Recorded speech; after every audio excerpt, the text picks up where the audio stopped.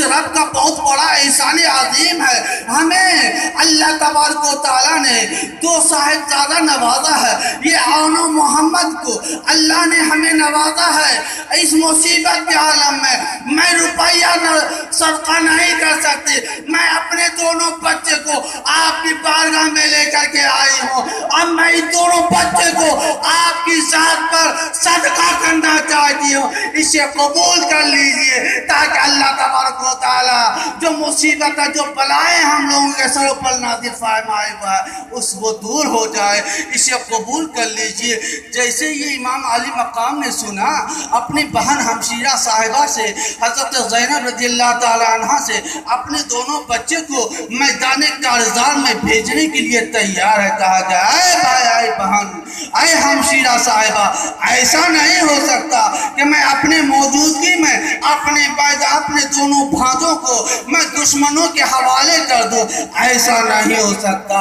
مگر آپ کی ہمشیرہ صاحبہ ضد پر کر لیتی ہیں. اے بھائی جان، نہیں، ہمارے یہ 2 بچے ہوتے ہوئے آپ کو میدان کارزار میں بھیجنا یہ گوارا نہیں کر سکتی. جب تک آپ کی ذات پر میں اپنے دونوں ننھے کو قربان نہ کر دوں تب تک میں چین سے نہیں رہ سکتی. جب اڑ گئی کہا کہ جا چل تیار ہے. حضرت زینب رضی اللہ تعالیٰ عنہ فوراً ہی اپنا گیٹھر کھولتی ہے. گیٹھر کھول کر امامے کا کپڑا نکالتی ہے. دستار کے لیے کپڑا نکالتی ہے. کپڑا نکالی اور اپنے بھائی جان کے پاس لے کر آئی اور کہا کہ اے بھائی جان میرے دونوں ننھے کو ذرا دلہا تو بنا دیجیے، دلہا بنا دیجیے. میں تو پوس رہی تھی مگر وہ دلہا بنتے ہوئے نہیں دیکھ سکتی، تو کم سے کم ابھی تو آپ دلہا بنا دیجیے اور ابھی میں اپنی نظروں سے دیکھ لوں. امام علی مقام نے دونوں بچے کے سر مبارک پر امامہ شریف باندھا. جیسے ہی باندھا حضرت زینب رضی اللہ تعالیٰ عنہ دونوں بچے کو اپنے سینے سے چمٹاتی ہیں. دونوں بچے کے سر پر دست شفقت پھیرتی ہے. دونوں کا بوسہ لیتی ہے. دونوں کے پیشانی کو چومتی ہیں اور خوشی خوشی اپنے بھائی جان کی خاطر دشمنوں کے حوالے اس میدان کرب و بلا میں وہ بھیجتی ہیں. اور دونوں بچہ میدان کربلا میں یزیدیوں سے مقابلہ کرتے کرتے نہ جانے کتنے کو جہنم میں پہنچاتے ہوئے آخر میں دونوں بچے شہید ہو جاتے ہیں. شہید ہو گئے. یک کے بعد دیگرے سب لوگ شہید ہوتے چلے گئے. اب صرف بچے تو کون بچے؟ امام زین العابدین اور آپ کے بابا جان حضرت امام علی مقام بچے. امام زین العابدین بھی اس لیے کہ سادات کا خاندان قیامت تک چلنا تھا. مشیت خداوندی جسم میں بخار، نقاہت و کمزوری کی وجہ کر آپ میدان کارزار میں نہیں جا سکے. امام علی مقام اب اپنے آپ کو تیار ہوتے ہیں. ہمشیرہ صاحبہ آپ کے حضرت زینب رضی اللہ تعالیٰ عنہ پھر آ جاتی ہیں. کہا جائے بھائی جان، سب کو دولہا بناتے ہوئے سب کے سروں پر پگڑی اور امامہ شریف باندھتے ہوئے آپ نے بھیجا. اب کوئی نہیں ہے جو آپ کو دولہا بنائے، آپ کے سر مبارک کا امامہ شریف باندھے. کوئی نہیں ہے. دولہا کون دولہا؟ یہ امام زین العابدین امام علی مقام کی ہمشیرہ صاحبہ یہ شہادت کا دلہا بنانے کے لیے جا رہے ہیں. کہا کہ آپ کے سر مبارک پر میں امامہ شریف باندھوں گی. گٹھر کھولا اور گٹھر کھولنے کے بعد کون امامہ نکالا؟ امام الانبیاء سرکار مدینہ صلی اللہ علیہ وسلم نے جو اپنے سر مبارک پر امامہ شریف باندھا کرتے تھے، وہ امامہ شریف حضرت زینب رضی اللہ تعالیٰ عنہ نے نکالا اور امام علی مقام کے سر مبارک پر باندھا۔ اس کے بعد جبہ مبارک نکالا اور کہا کہ اے بھائی جان، یہ جبہ مبارک یہ ہمارے اور آپ کے والد محترم زیب تن کیا کرتے تھے، آپ یہ جبہ مبارک کو اپنے جسم مبارک میں ڈالیے۔ وہ جبہ مبارک پہنتے ہیں اور کمر میں پٹکا وہ حضرت سیدنا امام حسن جو آپ کے بڑے بھائی جان تھے ان کا کمر میں باندھتے ہیں۔ باندھنے کے بعد گھوڑے پر سوار ہوتے ہیں۔ گھوڑے کے لگام کو حضرت زینب رضی اللہ تعالیٰ عنہ پکڑے ہوئے۔ امام علی مقام گھوڑے پر سوار ہوئے خیمے کی طرف نظر دوڑائے اور حضرت زینب رضی اللہ تعالیٰ عنہ سے کہتے ہیں کہ اے بہن، ذرا سکینہ کا خیال کرنا، ذرا زین العابدین کا خیال کرنا، اور جتنے بھی امام علی مقام کی شریک حیات تھی ان سب کے متعلق آپ نے وصیت کی۔ وصیت کرنے کے بعد آپ گھوڑے کو ایڑ لگاتے ہیں، میدان کربلا کی جانب بڑھانے کے لیے ایڑ لگاتے ہیں۔ ایڑ لگائی مگر گھوڑا میدان کربلا کی طرف اپنا قدم نہیں بڑھایا۔ پھر ایڑ لگائی مگر میدان کربلا کی طرف وہ گھوڑا اپنا قدم نہیں بڑھاتا ہے۔ پھر ایڑ لگائی، پھر قدم نہیں بڑھایا، بلکہ وہ گھوڑا ذوالجنہ اپنے سر کو نیچے کی طرف جھکا لیتا ہے، اسی لیے کہ اللہ تعالیٰ نے اسے گویائی عطا نہ کی تھی کہ وہ اپنے زبان سے امام علی مقام سے مخاطب ہوتا۔ وہ اسے گویائی نہیں تھی کہ وہ اپنے زبان سے بول سکے، اپنے سر کو جھکا کر کے وہ امام علی مقام کی طرف کو مخاطب کرتا ہے کہ آپ ہمیں ایڑ لگا رہے ہیں میدان کربلا کی جانب بڑھنے کے لیے، مگر ذرا ہمارے پیچھے تو دیکھیے، میں اپنے قدم تو کیوں نہیں آگے بڑھا رہا ہوں۔ امام علی مقام جب پیچھے مڑ کر کے دیکھتے ہیں تو کیا دیکھتے ہیں کہ گھوڑے کے پیر کو، گھوڑے کے ٹانگ کو حضرت سکینہ رضی اللہ تعالیٰ عنہ اپنے بعض ہاتھ مبارک سے پکڑے ہوئی ہیں اور اپنے زبان سے، چھوٹی زبان سے گھوڑے سے مخاطب ہو کر کے کہہ رہی ہے، اے گھوڑا، تو ہمارے بابا جان کو اس مقتل والی زمین میں، کربو بلا کی زمین پر نہ لے جا، اس لیے کہ جو بھی گیا ہے، بھائی جان گئے تو وہ بات واپس نہیں آئے، بھائی جان قاسم گئے وہ واپس نہیں آئے، جو بھی گئے سب شہید ہو گئے۔ اے گھوڑا، اگر تو ہمارے بابا جان کو میدان کربلا میں لے گیا تو میرے بابا جان بھی واپس نہیں آئیں گے۔ اس لیے میں کہتی ہوں کہ جب میں سویا کرتی تھی تو جب اس وقت نیند کا آغوش میں پہنچتی تھی کہ والد محترم کا سینے مبارک ہوتا اور سکینہ کا سر ہوتا، باپ کے والد محترم کے سینے مبارک پر سر رکھتے تھی تب سویا کرتی تھی۔ اب والد محترم اگر کربلا میں گئے اور وہاں شہید ہو گئے تو میں کس کے سینے پر سر رکھ کر کے سوؤں گی؟ اب کوئی فیصلہ کر کہ میں کس کے سینے پر سر رکھ کر کے سوؤں گی۔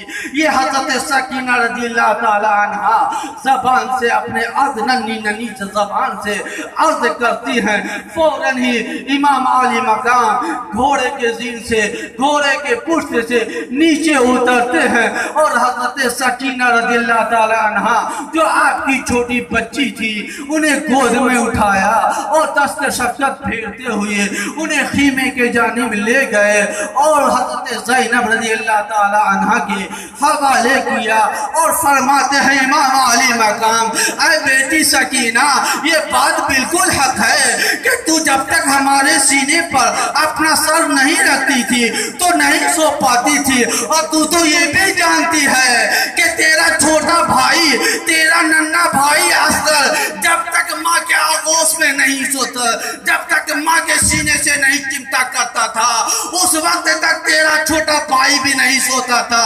तो आज से रूटीन चेंज कर ले। तू आई तू असगर की जगह पर असगर की जगह का तू ले ले और तेरी जगह तेरा बाप ले लेगा। इसलिए कि जब मैं शहीद हो जाऊंगा तो तेरा भाई हमारे सीने पर जन्नत में, वो हमारे सीने पर सर रख करके सोएगा और तेरी माँ हयात से रहेगी तो तू अपनी माँ के सीने पर सर रख करके सो जा। उसके बाद मैदान करबला गए।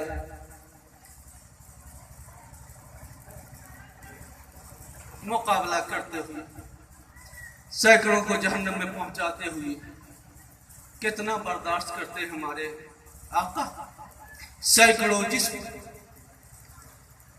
तलवे से लेकर के सर तक कोई ऐसी जगह खाली नहीं जहां के तीर और नेजों का की बारिश और वो चुभा नहीं हो।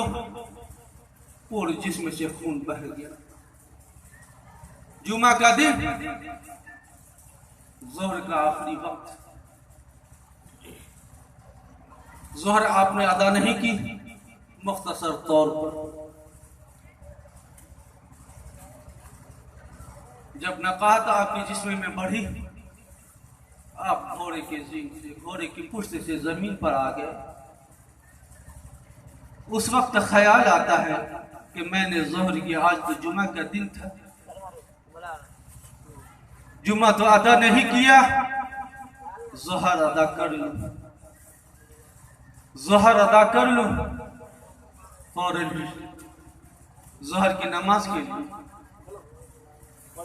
नमाज के लिए शर्त है जिस्म का पाक हो। इमाम अली मकाम, जिनके बाप पाक, जिनकी माँ पाक, उनके औलाद भी पाक, पाक घर में पैदा हुई है। दुनिया में वाहिद औरत वो खातून जन्नत भी वो फातिमा ज़हरा रज़ियल्लाहु ताला अन्हा की जात है। सिर्फ वाहिद आदम अलैहिस्सलाम से लेकर कयामत तक, आज तक तो दूर की बात है, कयामत तक सिर्फ वाहिद खातून जन्नत है। किसी का में मुबारक से बच्चा तवल्लुद होता है, बच्चा तवल्लुद हुआ, नमाज का वक्त हुआ और आप वजू बनाते हैं और मुसल्ले पर खड़े होकर के नमाज फर्ज अदा करती है। वाहिद जात वो खातून जन्नत है। और हमारी माँ बहना 40 रोज के लिए नापाक, वो नमाज नहीं पढ़ सकती, वो कुरान पाक नहीं पढ़ सकती। वाहिद जात वो खातून जन्नत की जात है। जब लड़का तवल्लुद होता है, नमाज का वक्त होता है और आप मुसल्ला पर खड़ी होती है और आप नमाज अदा करती है। इसलिए कि अल्लाह ने आपको पाक पैदा किया, पाक बनाया। जो पाक होता है तो वो जब चाहे नमाज अदा कर ले, जिस वक्त चाहे वो कुरान पाक की तिलावत करे। वो पाक जात वो खातून जन्नत की जात। तो इमाम अली मकाम पाक देखा कि जोहर का वक्त, नमाज कम से कम अदा कर लिया जाए। इसीलिए तो कहा है डॉक्टर अल्लामा इकबाल ने कि हो सके तो लाइए दोनों जहां मीज़ान में, हो सके तो लाइए दोनों जहां मीज़ान में। मैंने एक सजदा ज़मीन करबला से ले लिया, मैंने एक सजदा ज़मीन करबला से ले लिया। अरे दुनिया के सारे सजदे को एक पलड़े पर रख दीजिए और मेरे और हम सबके इमाम अली मकाम के एक सजदा जो मैदान करबला में किया है, वो एक सजदे को एक पलड़ा पर रख दीजिए तो सारे सजदे पर इमाम अली मकाम का सजदा वो भारी होता है।